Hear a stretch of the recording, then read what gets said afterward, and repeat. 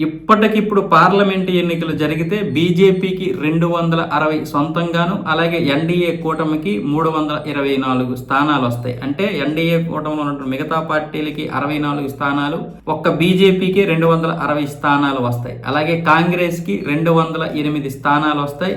మిగతా పంచుకుంటారు అంటూ ఇప్పుడు ఇండియా టుడే చేసినటువంటి సర్వే ఏదైతే ఉందో C voter mood of the nation, ఈ సర్వేలో దాదాపు 2,06,000 మందిని జూలై 1 నుంచి ఆగస్టు 14వ తారీఖు వరకు కూడా సర్వే చేయడం జరిగింది. వీళ్ళందరి అభిప్రాయాలు తీసుకుంటే ఈ లెక్క వచ్చింది. అంటే ఇప్పటికిప్పుడు మళ్ళీ ఎన్నికలు కనుక జరిగితే 260 సొంతంగా బీజేపీ గెలుచుకుంటుంది.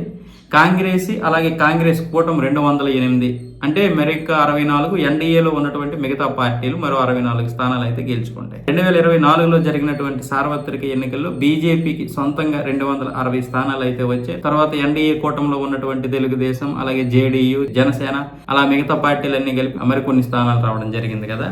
అంటే ప్రస్తుతానికైతే బీజేపీకి చాలా మంచి బొజ్జే ఉంది. కాకపోతే కొంతమంది ఏమంటారంటే ఈ డబ్బులు ఇచ్చి చేసుకున్నటువంటి సర్వేలు, లేకపోతే ఇదంతా కూడా బీజేపీ చేస్తున్నటువంటి ఒక ఫేక్ సర్వేలు, దాన్ని లేపుకోవడానికి చేస్తున్నటువంటి సర్వేలు అంటారు కొంతమంది కుహనా మేధావులు.